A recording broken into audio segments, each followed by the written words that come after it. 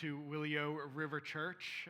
My name is Tyler. I'm the pastor here at Willio River Church. So happy to have you all a part. If this is your first time, welcome. So glad you are here getting to just take part and enjoy what we have to offer here. Willio River Church is a church plant.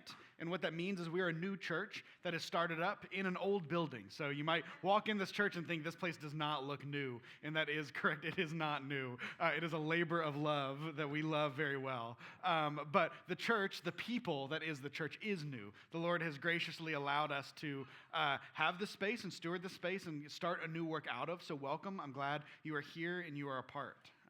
This summer, we're in a series going through the book of Psalms, and we're not going through all 150 Psalms this summer, only 10 of them. But we're starting together, getting to do that. And obviously, as you see, it is a family service. And so I've even titled and kind of catered this around the fact of knowing children are a part of our church and a joy. So what do you do when the bad guys win is a very kid-centric title that I might not normally use, but this Sunday there is a reason for that. But yeah, welcome. So glad you are a part. Like I said, we're going through the book of Psalms, and every summer we kind of take the 5 different themes that make up the book of Psalms. There are hymns that are in the book, there are thanksgiving psalms, there are laments, and this morning we're in a wisdom psalm.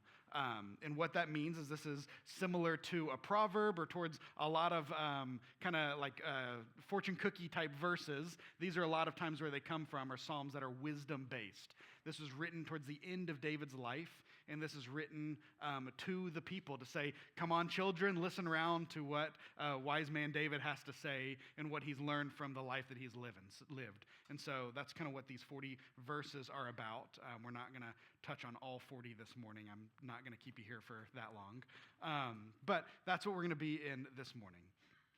This week, if I'm just going to be able to set this up as best as I know how and to be completely honest and transparent with you, has not been a top Tyler week in his life. I've just had struggles and more personal struggles and all of that has just been the result of being human, right? I mean, we're all there. We're all those kind of people. My week or last weekend started out with my daughter getting stung by a bee.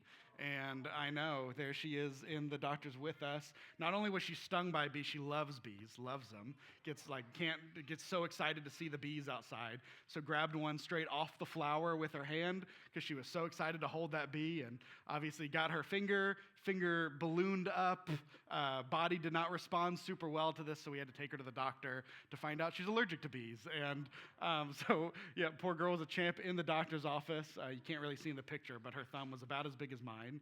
And that just kicked off, a really good week for me. And on top of that, we had surgery for her. We got a next picture. She just loves the place, right? So we had a tear duct surgery for her that she had, and so had to go under and get that. And so those things are weighty, and they weigh on you as a parent and consume a lot of your thoughts and all of that. And so that's mentally where a lot of my mental energy has been at. And then on top of that, and I don't have a picture for this last one. I was too angry to take a picture this day. But on Monday, I had double booked myself between contractors that were here at the church and just another obligation that I had. And so I was trying to make both work and like a cartoon, be at one place and then rush to the next one. And of course, that's when I get a flat tire. And not only like a nail, I mean a total pop of a tire. And so have to pull off in a parking lot and spend the rest of my day trying to get this tire off of my car because the lug nuts were so tight, just so tight. And it's raining, on Monday, and just couldn't have been a worse timing, worse weather, worse situation for me to respond poorly to. And in that moment, I responded poorly to it. And that is my confession. That's my honesty. But that is the reality of the way we are. And it's so frustrating, too, because, typically that's something I'm pretty good at. I can laugh off the little things like that and push them past. And it hit on a week where that just was not my reaction. And so there's no more fitting psalm to already naturally be in and be convicted by than the wisdom of David, speaking about what happens when the enemy just feels like he's winning, right? I mean, there are some times where it is just clear that it feels like the enemy is the one that is getting the lead right now. And points are up, they're bottom of the fourth, and they are in the lead, and here we are. So I've got a thesis for you. I've actually am preaching this psalm twice, so I'm going to preach it this week and next week. There's just too much content to cram into 1 week, and so instead of forcing you to be here for a long time, we're going to split it in 2. I haven't done this before, so this is part 1, but we're continuing the same thesis for both sermons. What do you do when the bad guys win? Well, we do 4 things that David kind of reflects at the end of his life. And if you know the story of David, he has story after story where it really does feel like the other guy, the enemy, is the one that is taking charge in his life. And he is fleeing, he is leaving from a situation, he's got challenges with his own family. I mean, just so many different things that continue to pop up. And here he is at the end of his life. And this is kind of, if you're to boil it down into 4 themes, what he speaks of here, this would be it. When the bad guys win, what we are to do is we're to submit to God, we're to be content in him, we're to do rightly and trust the Lord to judge righteously. That's all we can do, right? When the enemy is at large, we can point fingers, we can focus on them, we can get frustrated by them, or we can focus on what we can do and what we can handle.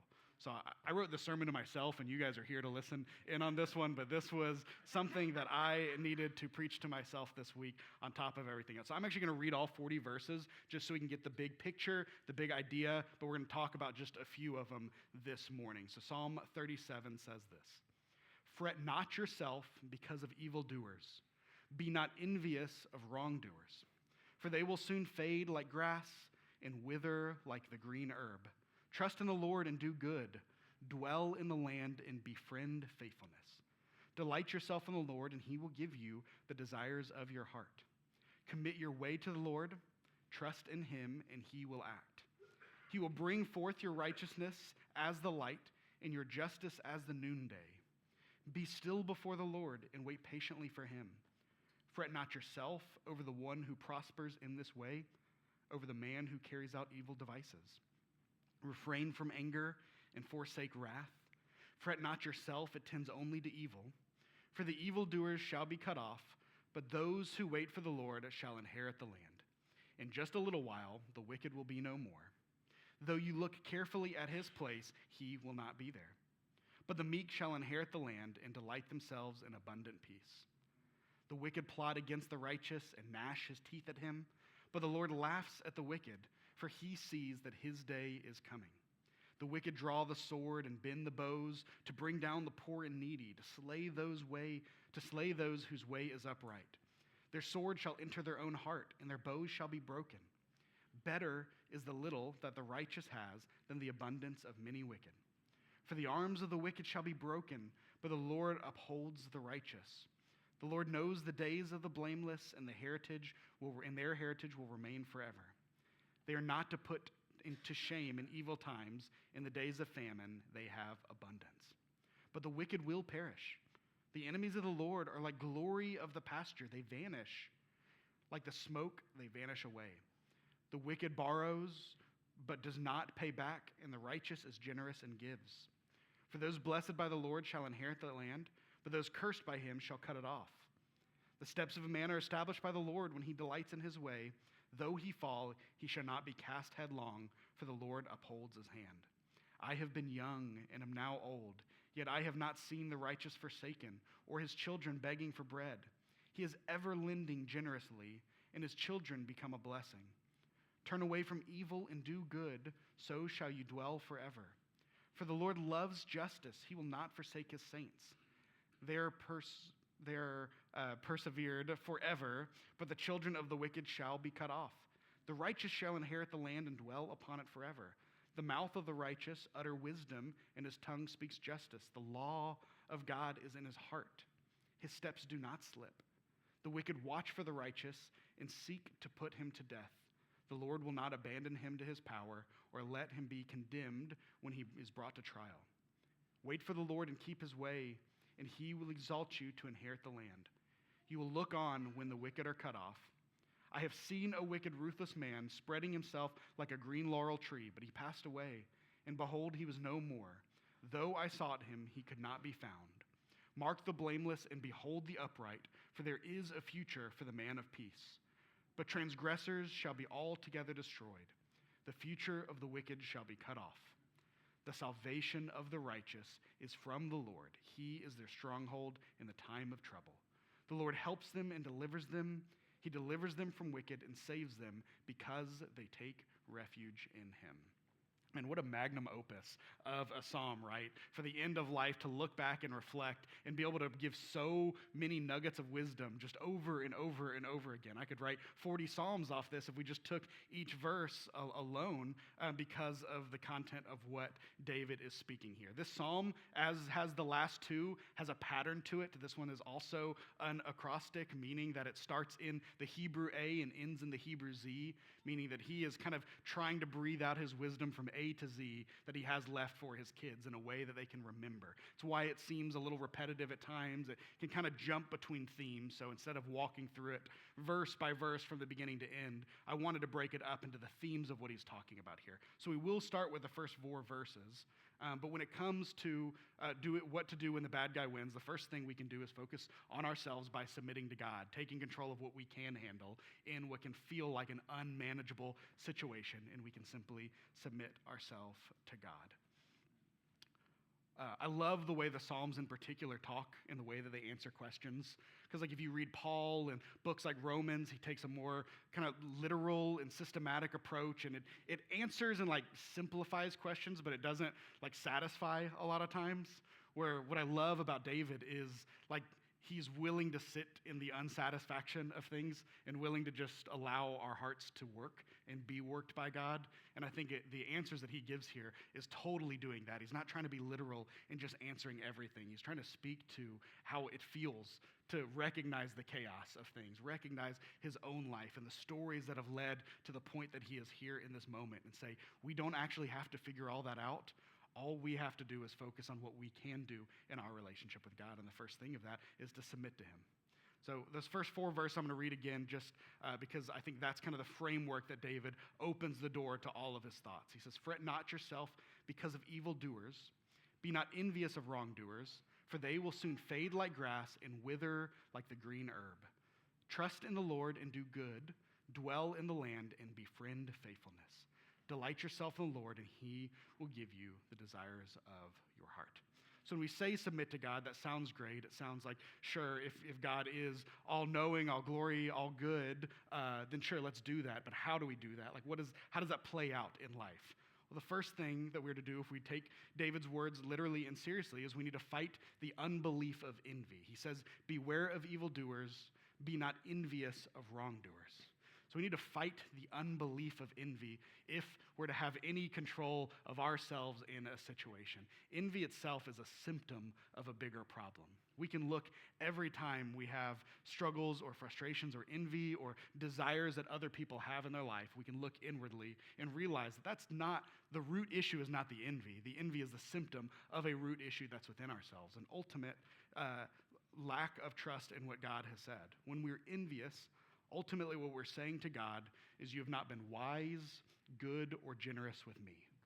And if I feel that God has not been wise, generous, or good with me, and I'm not content with my situation, then it's going to play out in envy of someone or something, or even of myself at a different time. Whatever it is, there are ways in which this manifests and pulls itself out in big ways. What David is saying here is, why are you worrying so much about this external war of comparison when you have this battle that is way deeper? You have no control over them, but what you do have is control over yourself. Proverbs 23:17 says, let not your heart envy sinners, but continue in the fear of the Lord all of the day. All of the day. If we fear the Lord, that in and of itself is enough to protect us from the envy of sinners. They have their time, they have their thing, but it is not here to last at all. The fear of the Lord is the thing that lasts all day, every day, and continually. Like I said, envy is a symptom of an unbelief of the day that you are feeling.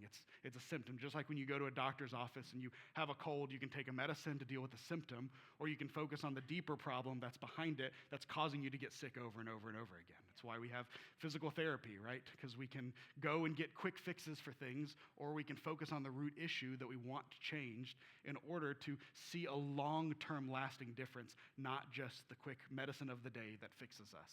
That's the reality of it. Envy is just the new medicine of the day. It's the thing that we focus on that gets us, that the more we focus on, we just keep caring about it. And it can rot us from the inside out. It can manifest in so many different ways, We can have the envy of success of others, and we can be frustrated when a coworker gets a promotion or a better job, or things promote faster for them, regardless of the means in which they are doing it. When you're trying to go the straight and narrow path, and they're whining and dining and trying to figure out any way they can to get ahead, and it works. Sometimes it works. The reality of a psalm like this is sometimes those immoral things work, and there is a result of it, and you are left in the dust, jealous and envious and frustrated as a result of that. Sometimes you have friends that progress further in life faster than you and get married before you, or have kids before you, or buy houses, or whatever it is, and you get frustrated and envious of the success you see in their lives. Well, the root issue of that is what you are feeling, or most likely what you are feeling, is that God is not wise with the timing of your life. You're frustrated that you are where you are right now. The root of that is you're frustrated or not trusting that God is wise with the timing of your life, that he has you in this place right now for this reason. And because of that, it manifests in envy of the success of others. We can be envious of other people's gifting, saying, man, I wish I had that, or I wish I could do the things that this person does, or I wish I could produce the same quality that they can. And we get frustrated and envious, wishing we were a different person altogether. I wish I had these traits or these gifts, where the root of that is we're saying God is not loving in the lot in life that he has given me. That I'm not pleased with what God has given me, and so I'm envious of what other people have, versus trusting that God has made you wonderfully and uniquely made in the image of God the way you are, to use your gifts to serve him. You don't have to worry about the other people in the way their lives are going, because God has given you the life that you have, and praise God for that. We can have envy for the ease of other people's situation, and it can just look like sometimes other people just have an easier path or an easier go at it than you've got, right? You can look around and be like, see the Facebook portal into the world and think, man, they've just got it so easy. I wish my life looked like theirs, when it probably does, if not better anyway. But the envy of that can manifest because you feel that the suffering you are enduring in that moment means that God loves you less, right? That's the root of it. But if I wish I had somebody else's ease of life, I'm frustrated that God is allowing me to suffer right now, and therefore I can feel like God loves me less, when God says that all suffering leads to joy. And so he says, all of that root that you are dealing with right now is so that you could be healed by me in a wonderful and fulfilling way. Or we can have the envy of attention of others and say, man, I wish people would look at me the way they do. That person's just magnetic. They have a personality that people are just attracted to, and you just kind of wish you had some of that in your own life. Say, God, the root of that is God does not see me the way he allows others to be seen. I wish God saw me the way it looks like he is shining down and seeing these other people. I don't feel like I have this close connection with him like other people do. Why can't I have that? When the reality is we have the same access. It's lies that are from the enemy that if we let stir up inside ourselves, that's how he wins. That's how the enemy wins. It's not external forces. It's the way that he attacks each one of us individually and builds an army of unbelief behind it. I've told myself many of these very lies this week because it's all rooted in unbelief. It manifests in such a nasty and gross way when you get so in your head in this way, when all we're called to do is submit to God and focus on what he gives. So if we're to fight the unbelief of envy, how do we do that? Well, first, by seeing the whole picture. Not just part of the picture, not just the story you're telling yourself right now, or the picture that you see in front of yourself, but seeing the full picture. David is not telling us to pretend that wickedness is not prospering. He's telling us to see that prosperity within the larger frame of eternity. He says that things are to fade like grass and wither like herbs. That yes, it might feel like an enemy is winning right now in your life, in the world, in whatever social setting or group that you see, or that angers you or frustrates you. It might feel like they are winning in the moment. But all things that prosper today will fade and wither outside of the Lord himself. Here's a picture of my grass right now that's really tall. It's hard to get perspective here. I didn't put a hand in front or whatever, but just believe me, it's tall grass. I mean, it's tall enough to where little purple things are sprouting in the grass. That's usually a sign that grass is too tall when it starts to produce flowers of sorts. But that's our grass right now. Yes, I'm going to do yard work later today. But grass will fade, and sometimes you just wish it would fade faster, right? Like, why can't it be fall already? It's the glory months when the grass grows slower and the weather's cooler and I don't sweat as often and everything. But we can sit in these moments and just wish that the thing would fade faster, right? Like, I don't want to keep cutting it. I don't want to keep dealing with this thing that continues to uproot. I just wish it would fade faster. And that's the reality of us being honest with one another. We can wish that the situation in front of us, yeah, it's great, Lord, it's going to fade one day. Why can't that day be today? And we can wish and wish so wholeheartedly that this thing would go quicker than it does. Well, grass fades in three essential ways in which grass fades. And we're getting into horticulture now. I don't know what the word is. We're getting into grass this morning. And the start of that is grass can fade based on stress. You put pressure on grass, you leave whatever on top of it for too long, that pressure is going to cause it to die, and then worms are going to come up and it's going to become dirt, and you'll have a different problem of mud versus fading grass, but a problem nonetheless. But grass will fade based on stress. It can fade based on disease. When it's not treated well and not cared for well, the disease can manifest and it can cause the grass to eat itself from the inside, or when it's dormant for long enough and it's been untouched, and it's been not dealt with, and long enough over seasons of life, the grass will ultimately not continue because of dormancy. Externally, this happens to all sin. All groups, all organizations, all things that you hate that are evil and not of the Lord, they don't last. They one day wither, and for many different reasons. There can be too much stress that is put on the sin of the day, and that sin ultimately crumbles on itself. There's too much pressure that deals with itself, and it can't sustain the weight of its own movement, and so it's gone. It can destroy itself from the inside out through disease. It can realize that the good thing, the thing that is appearing as good, is not actually good, and the logic of it ignores all other things and eats itself from the inside out, and it doesn't last. Or simply, time moves on, and enough time goes on to where you forget about the very thing that you hated at one time because it is left dormant. And internally, the Lord does the same thing with us. Either he can apply so much stress and pressure over a sin or a thing that you are dealing with that it has to come to a head and has to be confessed and shared, and it can't contain itself any longer. That stress allows that sin to be released, and then therefore it can be talked about and confessed and dealt with and cared for with other people, and it can ultimately see success in that. It can be treated like a disease where prayer and scripture are the antidotes that are needed to kill the disease that's inside. And through enough prayer and supplication and care and work that you establish that the Lord has given you in that process, you can see that sin start to shed itself and remove the disease so that it's not on so many plants entangled around your heart. And the last thing is by not giving into the temptation of and allowing it to lie dormant. In due time, it fades from the heart. And the Lord gives us natural ways in which things can fade and wither within ourselves, always pointed on Him as the root piece of all of that, allowing this to happen. So whatever worries, whatever trials, whatever feelings or enemies that you have, allow those things to fade and wither. If you remember 2 words and you leave today, let it fade, let it wither. It's not yours to have to deal with. God does that. There's a long form of this in Isaiah 40 that I think it's punk rock. It's awesome. I mean, just listen to the words that are said here in Isaiah 40, taking this in a fuller, it really is awesome. It says, "A voice says, cry, and I said, what shall I cry? All flesh is grass," right? How cool is that? All flesh is grass, and all its beauty is like flowers of the field. The grass withers, the flowers fade when the breath of the Lord blows on it. All it takes is the Lord to blow on the flesh of people, on the grass of people, in order for those things to come crumbling down. Surely the people are grass. The grass withers, the flowers fade, but the word of our God will stand forever. All flesh is grass, all grass withers, but the word of the Lord will stand forever.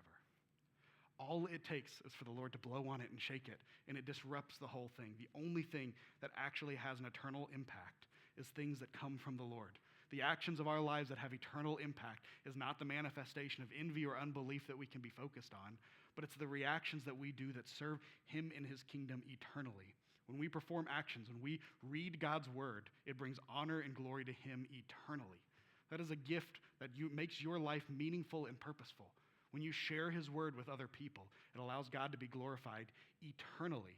When you pray to God, it allows him to be glorified eternally. Your life grows in a way that creates kingdom and long-term value. If something has eternal value, those are the things that are worth us focusing on. If it's not eternally, it's going to wither, it's going to pass. Your life outside of God will wither and pass away, but God and his word will stand forever. That is a gift that we are given eternally in him. So how should we submit to God? By fighting unbelief, by seeing the whole picture, but also by befriending faithfulness. So the verse says, I love the language that David chooses to use there, to befriend faithfulness, to choose faithfulness as a friend in our lives and the best friend we could ever have. I mean, what a gift that God gives us in his spirit, to where we get to actually have faithfulness manifest in a spirit that indwells within us. It gets to be a true friend to us in like full fulfillment. It reminds me of the story of Moses and Aaron out of Exodus. I love this story. When we were doing the Bible reading campaign, it's the one story that continued to stand out to me. It's impactful. But in the story, Moses is on Mount Sinai, and there's a war and a battle that is happening. And he realizes that when he keeps the staff held up in the air, then his team starts winning the battle, and things are going good. But naturally, as you would assume, if you're holding a staff above your head, your arm is going to get tired. And so he starts getting tired, and he starts moving his hand down in the battle. They start losing it. So he lifts the staff back up, and they start winning the battle. And he's got friends around him. He's got Aaron and Hur, and they see him, and they recognize that this is what's happening. And so they come, and they lift his hands up, and they keep him steady so that he doesn't have to bear all the weight in order to keep the staff in the air. And they find stones, and they bring these large boulders and stack them in a way in which he can keep his arms in the air. And they do that until night falls, because one day night is still going to fall. The enduring, the dealing, the struggle that Moses is like relentlessly fighting through in this moment has an end in sight when the sun comes, and his friends are there just to help keep him to that.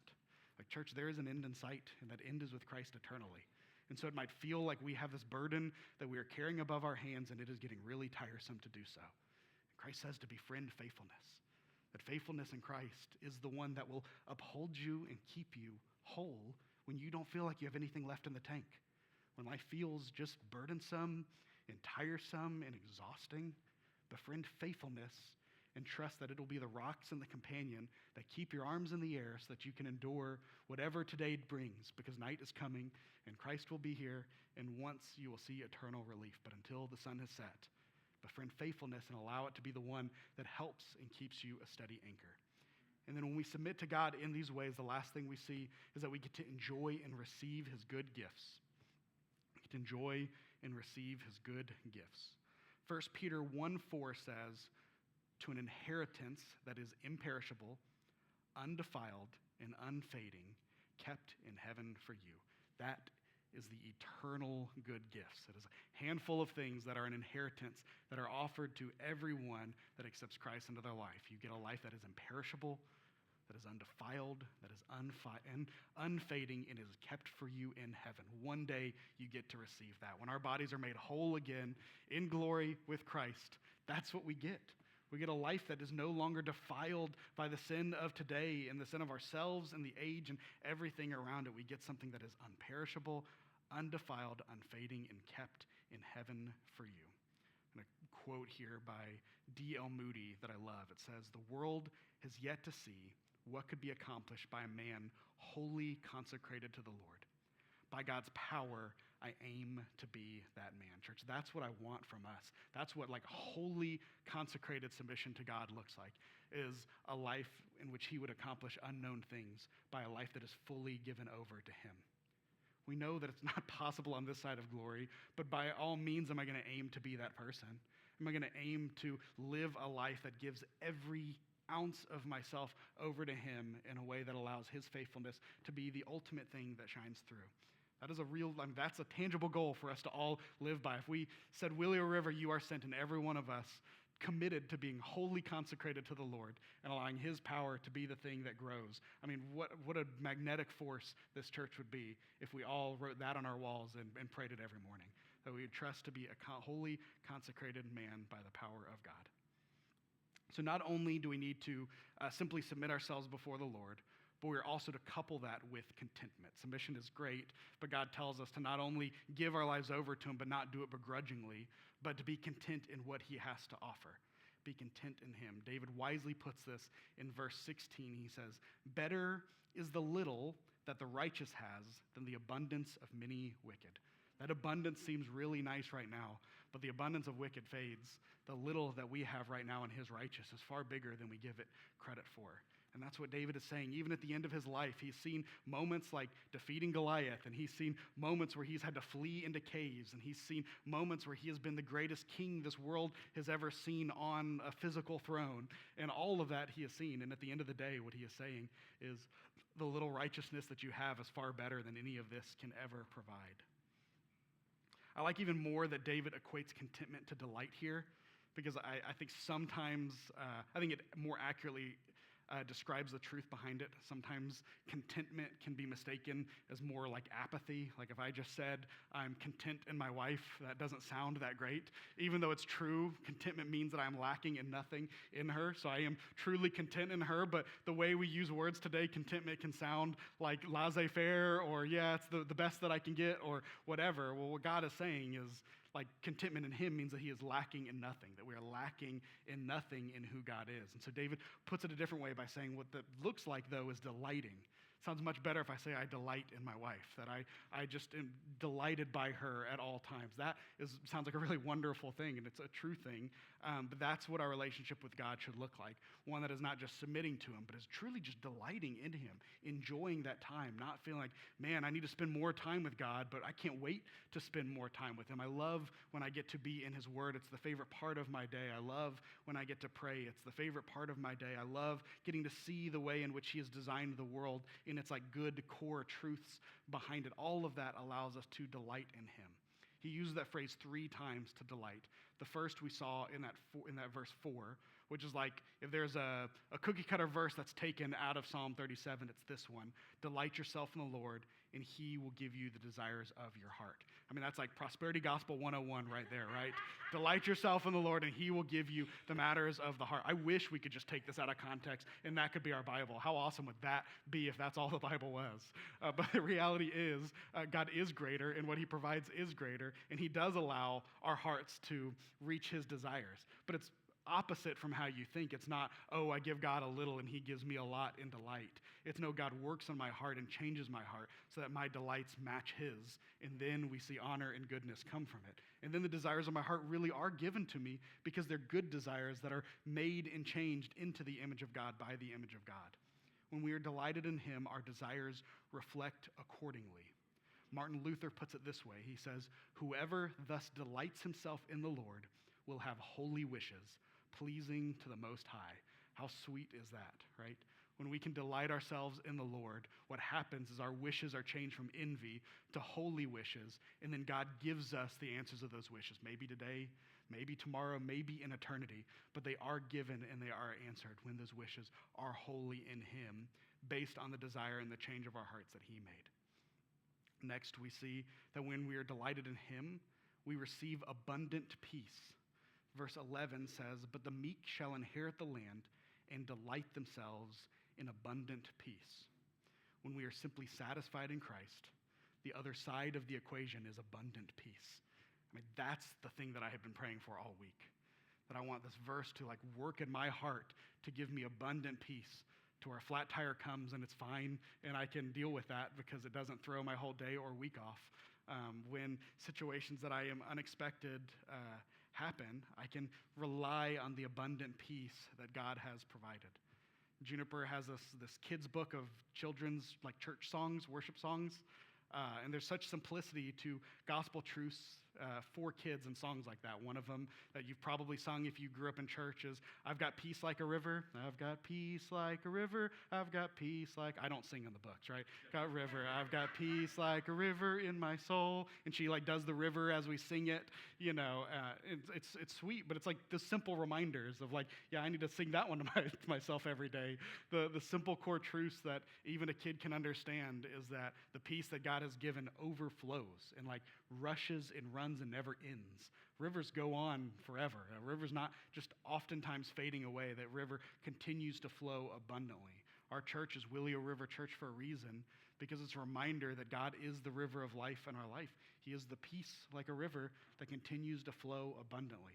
The impact I want to see our church make on the community is if we are all of the little creeks that flow out of the river, that what we do is we bring abundant peace to our neighborhoods and to our communities and to people that need it. And we are a result of the Spirit that has worked in us. And if He has brought peace to my life, all the more I should want to bring peace to the chaotic work environment that I'm in, or to the neighborhood that I am in, or to whatever situation that I am in this moment. I get to be that abundant peace as a result and extension of what God has done in our life. Jesus shares the same thing in his Beatitudes. He lived it in his life, saying that I am gentle and lowly at heart. He gave us a walking example of what it looked like to be abundant peace and to be meek and mild and live a life like this, so that we could see a literal example of what now lives inside us in his Spirit. We have access to that every day. The same person you see in the Bible walk the streets and continue to serve faithfully now is a part of us. And then lastly, when we are delighted in him, our steps are established. Verse 23 and 24 says, "The steps of a man are established by the Lord when he delights in his way. Though he fall, he shall not be cast headlong, for the Lord upholds his hand." How freeing is it to know that by delighting in him, our steps are established. That's one less thing that has to keep you up at night. Having to worry about what the steps tomorrow are, or what steps later you need to be taking in your life and your career, and where you want to be in order to reach your 90-day goals, and all of that exhausting hoopla. What we can trust in and result in is that God allows us to delight in him, and then our steps are established. That's a freeing feeling. That is not a controlling or oppressing feeling of God. That is a freeing feeling. I love that the Lord has established my steps, because my steps would not be very good if I took them myself. I've tried running. It does not go well. And so God establishes those steps for us. But what do you do when it still feels like too much? When you feel too bogged down by the weight of things? Like I said, when the flat tire is the worst possible time for it to happen to me, and it just feels like the enemy is winning. I think we should do like David says God does here, and we need to share a laugh. That's like really is my answer to this that David gives us in verses 12 and 13. Is sometimes it's just better to laugh it off. 12 and 13, it says, "The wicked plot against the righteous and gnash his teeth at them. But the Lord laughs at the wicked, for he sees that his day is coming." God created laughter.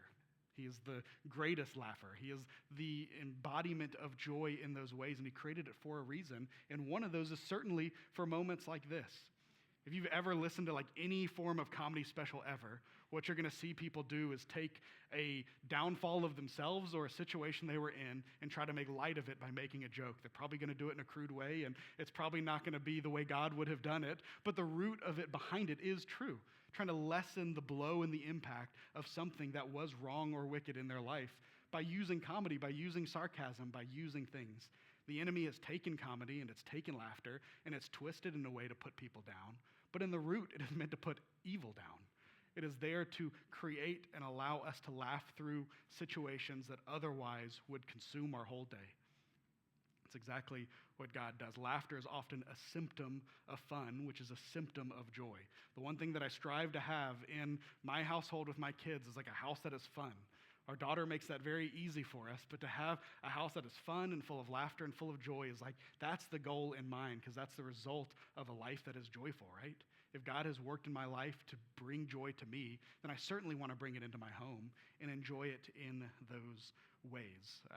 It makes me think of, if you've ever read the book, The Screwtape Letters, this book by C.S. Lewis, and it's written from the perspective of the devils or the demons that are working all around the world, that are kind of the puppet masters of every distraction and frustration and everything that's happening. And this is how they describe it. The enemies that hate fun, they hate evil because there's good and joy behind it. They say fun is closely related to joy. It promotes charity, courage, contentment, and many other evils. Right? For the enemy to call those things evil means that it is a good thing from the Lord. Laughter and joy and all of that is what helps defend us from the frustrations of the day.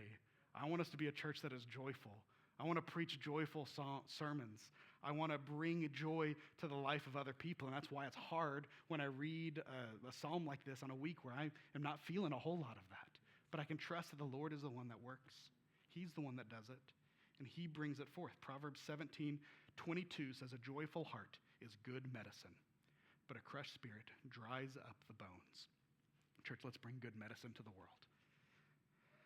Let's bring good medicine to a world that desperately needs it. I've got one final quote by Martin Luther. It's a little crass, but it's from Martin Luther, so just let him be the one that you deal with. This is what Martin Luther said, not me. This is Martin Luther, the Martin Luther. He says, I am of a different mind 10 times in the course of a day, but I resist the devil. Often it is with a fart that I chase him away. When he tempts me with silly sins, I say, devil, yesterday I broke wind too. Have you written it down on your list? That's from Martin Luther that said that. But that's the result. So my homework for you from your pastor is, what do you do when the enemy is winning? Pass gas and laugh, right? That's the two things we can do to let those things not have a hold on our life. To let God enjoy and allow us to have these smiles each and every day from here on. So as we take communion, as we focus on something serious here for a minute, let us enjoy the gifts that God has brought through his word. Let us enjoy that when we feel like we've got nothing left in the tank, he gets to be the friend of faithfulness that holds us up and allows us to get through and endure challenging times and weeks and mental wars and battles and everything that is in this world that creates frustrations and is taken from us. Those things are fleeting. They are poof in the wind. They allow us to enjoy what God has brought forth for each of us. So I'm going to pray for us, and then we're going to take communion together this morning. I'm going to pray, and then we'll take